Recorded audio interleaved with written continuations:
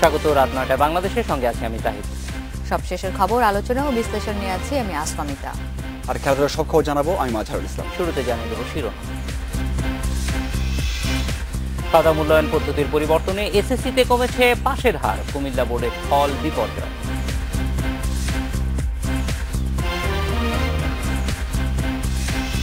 হাওরের বাঁধে গাফিলতি স্বীকার করল পানি উন্নয়ন বোর্ড, শীর্ষ কর্মকর্তাদের দুদকের জিজ্ঞাসাবাদ। বাংলাদেশে আজ মতামত পাঠানোর বিষয়ে খাতা মূল্যায়নের নতুন পদ্ধতি। মতামত পাঠাতে পারেন SMS অথবা ফেসবুকে। আপনাদের মতামত জানাবো সংবাদের পরের অংশে। এসএসসি ও সমমানের পরীক্ষায় পাশের হার ৮০.৩৫%, যা গতবারের তুলনায় ৭.৯৪% কম। জিপিএ 5 পেয়েছে প্রায় ৫,০০০ শিক্ষার্থী, গত বছরের তুলনায় কম।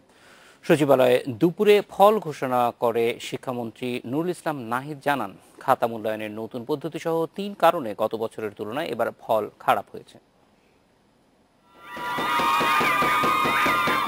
৪ ফেব্রুয়ারি পরীক্ষা শেষের ৬০ দিনের মাথায় এলো প্রতীক্ষিত ফল।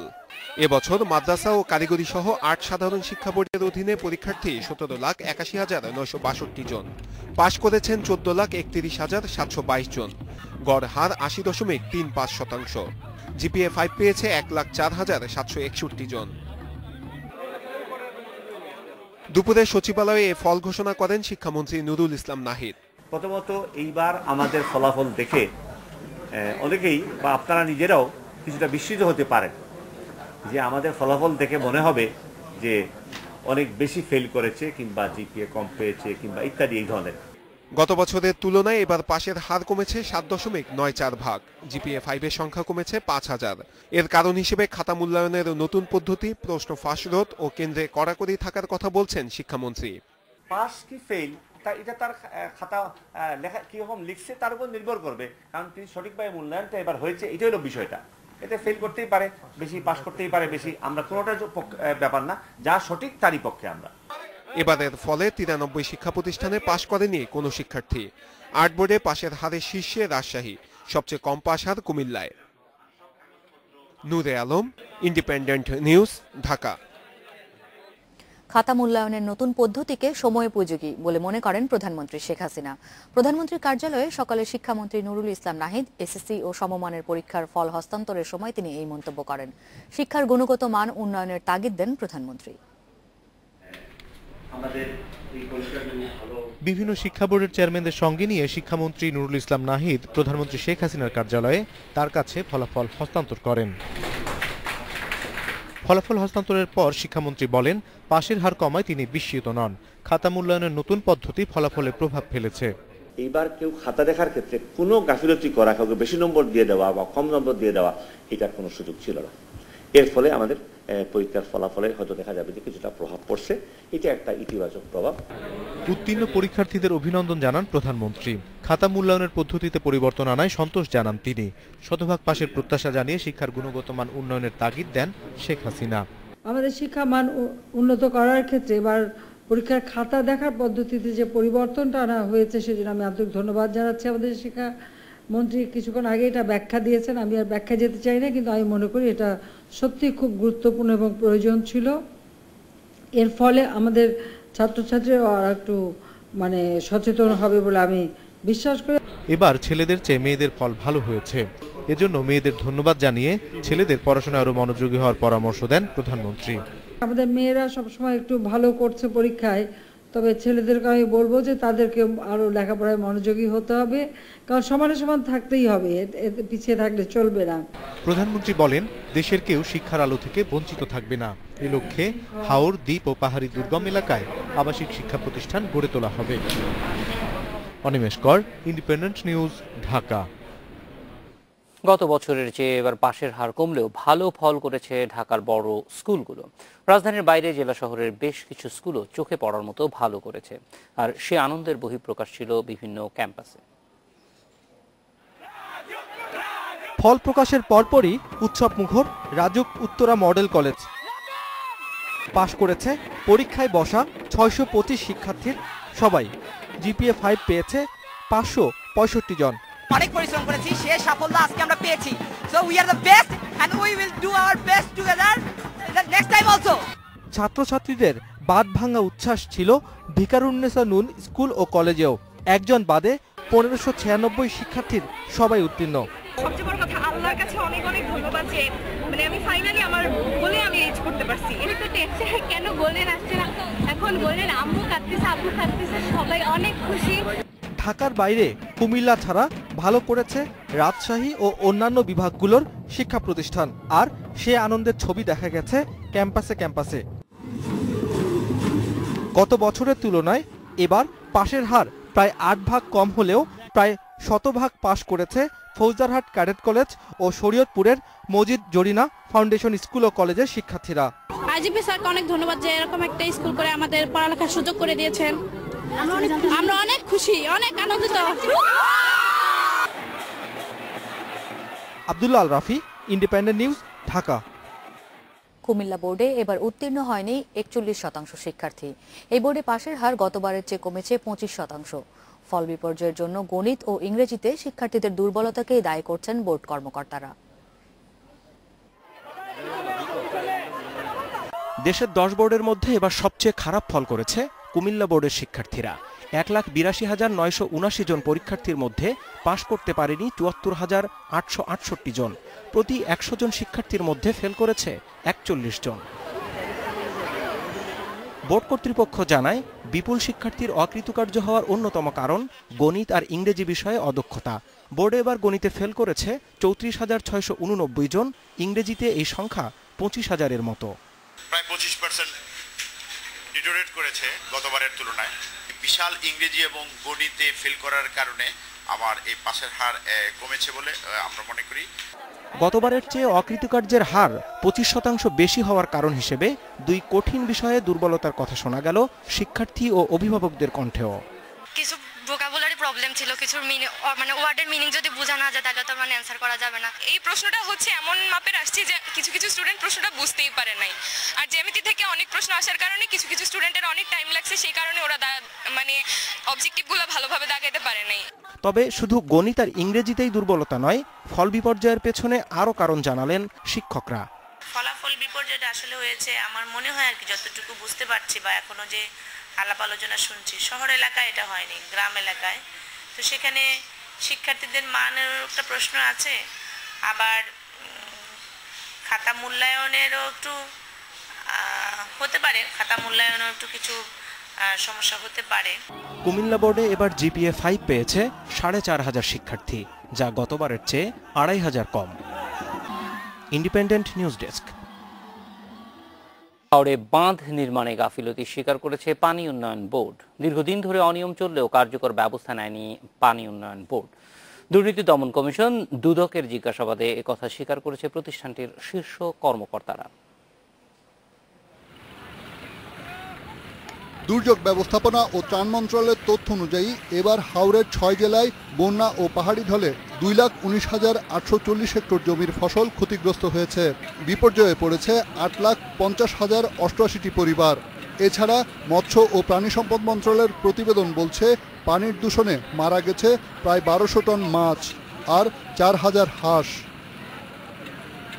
ক্ষতিগ্রস্তদের অভিযোগ, সময়মতো বাঁধ নির্মাণ না করা এবং বাঁধে দুর্নীতির কারণেই নির্দিষ্ট সময়ের আগেই তলিয়ে গেছে বেশিরভাগ এলাকা।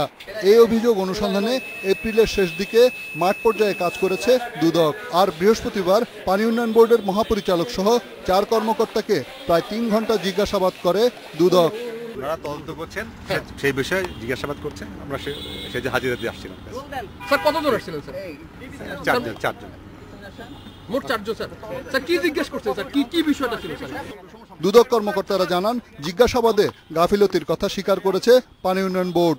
অনুসন্ধান শেষে প্রকৃত দোষীদের বিরুদ্ধে ব্যবস্থা নেওয়া হবে বলেও জানিয়েছে দুদক। এই বাঁধ নির্মাণ এবং রক্ষণাবেক্ষণ কাজে পানি উন্নয়ন বোর্ডের প্রচণ্ড গাফিলতি ছিল। They have failed to ensure the proper implementation of the project. এবং ডিজি থেকে শুরু করে প্রায় সবাই স্বীকার করেছেন যে আসলে পানিতে বাঁধ ডুবে গিয়েছে এবং ডুবে যাওয়ার কারণে বাঁধগুলো আমরা কখনোই আর মেজারমেন্ট করতে পারি না ফিজিক্যালি, এবং এইভাবেই চলে আসছে। হাওরের বাঁধে দুর্নীতির অভিযোগে এরই মধ্যে পানি উন্নয়ন বোর্ডের মাঠ পর্যায়ে 3 কর্মকর্তাকে সাময়িক বরখাস্ত করেছে পানি সম্পদ মন্ত্রণালয়। রিশাদ হুদা, ইন্ডিপেন্ডেন্ট নিউজ, ঢাকা। জাহিদ, বাঁধ তৈরিতে অনিয়মের কথা আজ পানি উন্নয়ন বোর্ডের শীর্ষ কর্মকর্তারা স্বীকার করেছেন। একই সঙ্গে কিছু বিষয় আমার মনে হয় দুদকের নজরে আনা খুবই জরুরি। 2016 সালে যখন 37টি বাঁধকে চিহ্নিত করে আলাদা করে বলা হলো যে সেই বাঁধগুলো সংস্কার প্রয়োজন অথবা নতুন করে তৈরি করা প্রয়োজন, তারপরেও সেই সময় যাদেরকে দায়িত্ব দেওয়া হয়েছিল যে এই দুজন ঠিকাদারকে, তারা তো দায়িত্বে গাফিলতি করেছেন। এবছর আবার তারা কিভাবে সেই একই কাজ পেলেন এবং পাওয়ার পর তারা আবারও গাফিলতি করবে, যার ফলাফল আমরা দেখতে পাচ্ছি সিলেট অঞ্চলে, সুনামগঞ্জ অঞ্চলে এখন যে অবস্থা চলছে। পুরো আমাদের সরকারি কাজের ক্ষেত্রে বেশিরভাগ ক্ষেত্রে আমরা দেখি যে এই ধরনের গাফিলতি, কিন্তু তার মধ্যে বাঁধ হচ্ছে ক্লাসিক। কারণ এখানে আমরা দেখি যে পানি আসার অপেক্ষায় থাকে ঠিকাদাররা। আমি বিভিন্ন সময়ে যমুনাতে বা বিভিন্ন জায়গায় গিয়েছি যেসব অঞ্চলে বাঁধ দেওয়ার প্রয়োজন ছিল, আমরা বন্যা কাভার করতে যখন গিয়েছি তখন দেখেছি যে পানির অপেক্ষায় থাকে, পানি আসা শুরু করলে তখন কাজটা তারা শুরু করেন। কারণ তারপরে হিসাব মিলানো সহজ, যে এখানে কত বস্তা বালি দিছে, কত বস্তা বোল্ডার দিছে, এগুলি হিসাব মিলানো, এই জিনিসগুলি এখন সময় এসেছে খুব ভালোভাবে দেখা। কারণ শেষ পর্যন্ত এটি শুধুমাত্র দুর্নীতির মাধ্যমে একজন উপকৃত হচ্ছে সেটা না, অনেক মানুষ এটার কারণে এমনকি মানে মানুষের জীবন জীবিকা হুমকির মুখে পড়ছে। সব দুর্নীতিতেই তাই হয়। ফলে এইটা মনে হয় একটু সময় এসেছে পুরো ব্যাপারটা, এটা শুধুমাত্র হাওড় অঞ্চল না, সারা বাংলাদেশেই পানি উন্নয়ন বোর্ডের যেখানেই কাজ হয় সেখানেই একই ধরনের অভিযোগ আমরা প্রায় সব সময় শুনি। আমি তো 20 বছর যাবত শুনছি। হ্যাঁ, অবশ্যই এই অভিযোগগুলো হচ্ছে, আপনি বললেন যে 20 বছর যাবত শুনছেন, আসলে এর একটা বিহিত অবশ্যই যারা ভুক্তভোগী, যারা এই সাফার করছে তাদের অবশ্যই চাইবেন। আপনার কাছে কি মনে হয় যে এই পর্যায়ে এসে আসলে তাদের জন্য কি রকমের একটা ব্যবস্থা করা উচিত, বা যে তাদের জন্য মূল ব্যবস্থা হচ্ছে স্থায়ীভাবে দুর্নীতি যাতে না হয় সেটা ব্যবস্থা করা। এটা একটা ভালো উদ্যোগ যে দুর্নীতি দমন কমিশন নিজ থেকে কিন্তু এই অনিয়মের ব্যাপারে তারা এখন তদন্ত করছেন, এবং যখনই যেখানেই এই ধরনের অনিয়ম আসবে সেটা যদি তারা তদন্ত করেন, মানুষও যদি সেটা দুদককে জানায়, তাহলেও আমার মনে হয় যে অ্যাকাউন্টেবিলিটিটা। এবং এবার যখন এই বন্যার শুরু থেকেই এলাকাবাসী বারবার বলছিলেন এই বাঁধগুলোর কথা, এবং শেষ পর্যন্ত এসে সত্যিই স্বীকারও করতে হলো, মানে কোনোভাবেই এই সন্দেহ যেটি করা হচ্ছিল এলাকাবাসী বলছিলেন, যারা ক্ষতিগ্রস্ত, যারা এই অভিযোগটি করছিলেন, সেই অভিযোগ কিন্তু আজ সত্য প্রমাণ হলো যে তাদের অভিযোগগুলোর যে একটা ভিত্তি ছিল। তবে আমরা মনে করি যে আর ঠিক মতো তদন্ত করে অভিযোগে কেউ দোষী হলে তাকে আইনের আওতায় নিয়ে আসা প্রয়োজন। আপনারা বাংলাদেশে নিচ্ছে একটা বিরতি।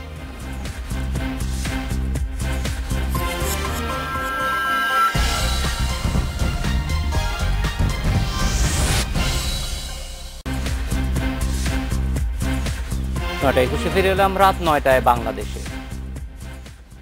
কিশোরীর শ্লীলতাহানির ঘটনায় সিলেটের শাহজালাল বিজ্ঞান ও প্রযুক্তি বিশ্ববিদ্যালয়ের ছাত্রলীগ সভাপতি সহ 3 জনকে অভিযুক্ত করেছে বিচার বিভাগীয় তদন্ত কমিটি। সিলেট নারী ও শিশু নির্যাতন দমন ট্রাইব্যুনালে দুপুরে প্রতিবেদন দেন তদন্ত কমিটির একমাত্র সদস্য জ্যেষ্ঠ সহকারী জজ তসলিমা শারমিন। নারী ও শিশু নির্যাতন দমন ট্রাইব্যুনালের পিপি আব্দুল মালেক জানান, ছাত্রলীগ সভাপতি সঞ্জীবন চক্রবর্তী পার্থ, সংগঠনের কর্মী মাহমুদুল হক রুদ্র এবং সাজ্জাদ রিয়াদকে অভিযুক্ত করা হয়েছে। অভিযোগে বলা হয়, গত 8 এপ্রিল বিকেলে এক কিশোরী বিশ্ববিদ্যালয় ক্যাম্পাসে বেড়াতে গেলে ছাত্রলীগের কয়েকজন নেতাকর্মী তার শ্লীলতাহানি করে। ঘটনার প্রতিবাদ করায় বিশ্ববিদ্যালয়ের 2 সাংবাদিককেও মারধর করে ছাত্রলীগ কর্মীরা। এ ঘটনায় কিশোরীর মা গত 12 এপ্রিল নারী ও শিশু নির্যাতন দমন ট্রাইব্যুনালে মামলা করেন। এদিকে আদালতে অভিযোগ প্রমাণ হলে অভিযুক্তদের সংগঠন থেকে স্থায়ীভাবে বহিষ্কার করা হবে বলে জানিয়েছে কেন্দ্রীয় ছাত্রলীগ। আদালত কর্তৃক যদি প্রমাণিত হয় তাহলে আমরা প্রেসিডেন্টের বিরুদ্ধে একটা ব্যবস্থা নিব। মিতা, আরো কিছু খবর আছে, তার আগে মাঝারের কাছে জানবো খেলার কি আছে সংবাদ। হ্যাঁ জাহিদ ভাই, আজকে মুস্তাফিজ দেশে ফিরেছেন আইপিএল থেকে। গত আসর যেমন ছিল মুস্তাফিজের জন্য, এবার কিন্তু তেমনটা হয়নি। গতবার মুস্তাফিজ উদীয়মান ক্রিকেটার ছিলেন, আইপিএল এ অসাধারণ খেলেছিলেন। এবার কিন্তু কয়টি ম্যাচ খেলার সুযোগ পেলেন? মাত্র একটা ম্যাচ খেলেছেন, খুব একটা ভালো করতে পারেনি। 2 ওভার 4 বল করে 31 রান দিয়েছেন, তারপরে আর কোনো সুযোগ আসেনি। এছাড়াও আগামীকাল বাংলাদেশের একটা প্রস্তুতি ম্যাচ রয়েছে, ফুটবলের বেশ কিছু খবর রয়েছে, সেগুলো জানিয়ে দিব। তবে তার আগে একটা বিরতি নিতে হচ্ছে, নিচ্ছে একটা বিরতি, আর ফিরে এসে জানাবো। 9:30 ফিরে এসলাম রাত 9টায় বাংলাদেশে। আইপিএল এর অভিষেককে দুর্দান্ত করা মুস্তাফিজ দ্বিতীয় আসরে মিলান। হায়দ্রাবাদের একাদশে সুযোগ পেয়েছেন একবার, আক্ষেপ থাকলেও বিশ্বাস হারাচ্ছেন না কাটার মাস্টার। খারাপ সময় কাটিয়ে টাইগার জার্সিতে জ্বলে ওঠার অপেক্ষায় আছেন, চ্যাম্পিয়ন্স ট্রফিতে ফিরতে চান সেরা ছন্দে।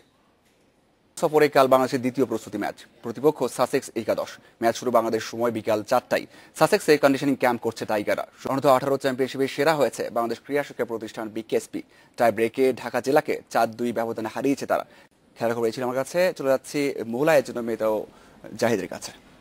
আমাদের কাছে আরো কিছু খবর আছে, মিতা সেগুলি জানিয়ে দেবো।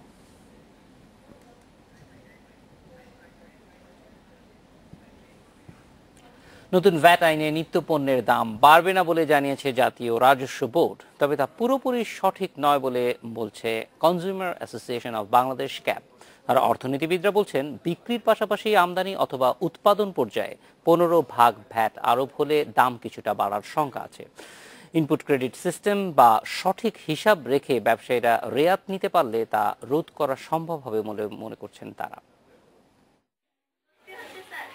গত বছর নতুন ভ্যাট আইন কার্যকরের কথা থাকলেও ব্যবসায়ীদের দাবির মুখে তা পিছিয়ে দেয় সরকার।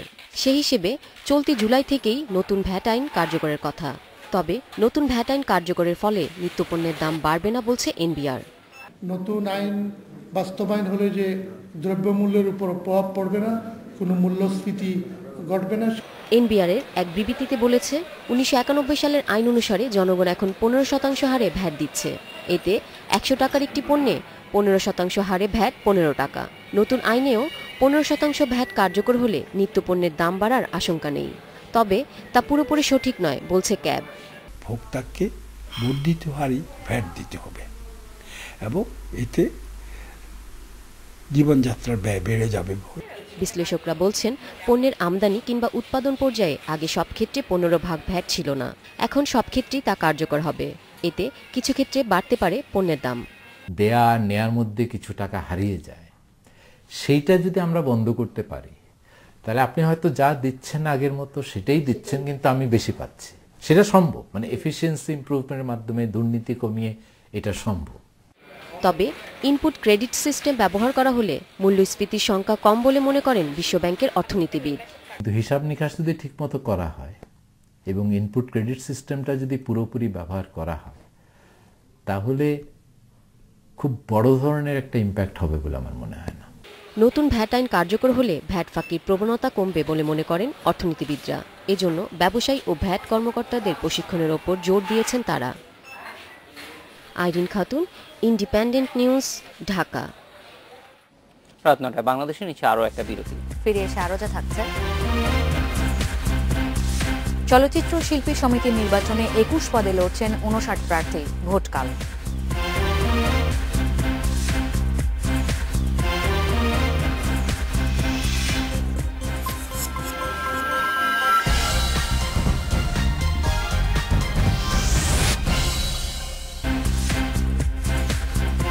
নয়টা 47 ফিরে এলাম রাত 9টায় বাংলাদেশে। খাতা মূল্যায়নের নতুন পদ্ধতি এই বিষয়ে আজ আপনাদের মতামত জানতে চেয়েছি।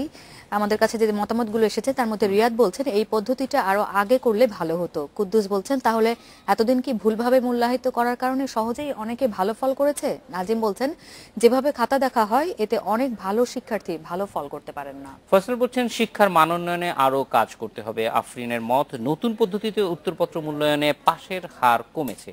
শরীফ বলছে শুধু পদ্ধতি করলে হবে না, শিক্ষার্থীদের শিক্ষকদের সঠিক প্রশিক্ষণ দিতে হবে।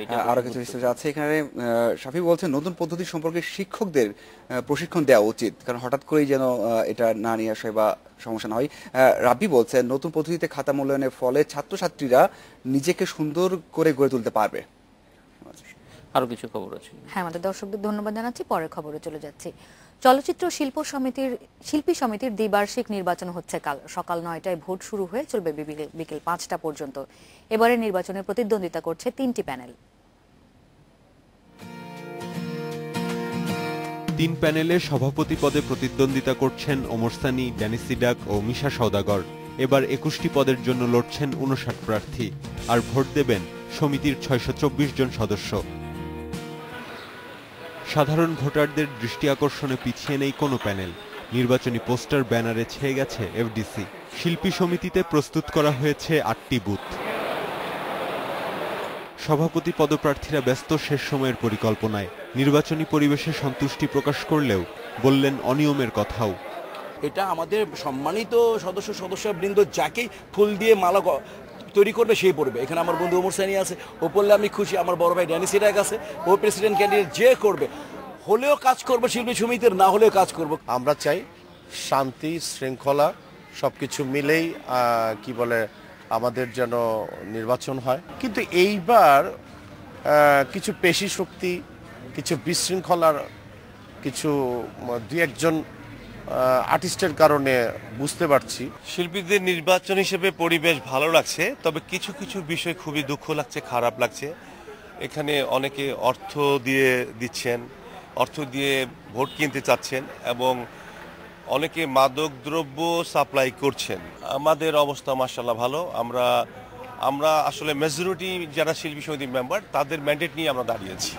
শুক্রবার সকাল 9টায় এফডিসিতে শুরু হবে ভোট গ্রহণ, চলবে বিকাল 5টা পর্যন্ত। নির্বাচনের ফলাফল পাওয়া যাবে 6 মে। 2011 সাল থেকে সমিতির সভাপতির দায়িত্ব পালন করেন শাকিব খান। ইয়াসিফ আকবর, ইন্ডিপেন্ডেন্ট নিউজ, ঢাকা। খেজুর গাছের মতোই বার্চ গাছ থেকে সংগ্রহ করা হয় রস। নানা ভেষজ গুণের কারণে এই রস বেশ জনপ্রিয় রাশিয়ার বিভিন্ন অঞ্চলে। দেশটির নিজনি নোভগোরদ শহরে বাসিন্দারা প্রতিদিন সংগ্রহ করেন বার্চের রস, পান করেন ছেলে বুড়ো সবাই মিলে। এই ছিল রাত 9টায় বাংলাদেশে। শেষ করব জাপানে বর্ণিল শিশু দিবসের কিছু ছবি দেখে। তার আগে বিয়ে নিচ্ছি আমরা। ধন্যবাদ সবাইকে, সাথে থাকার জন্য।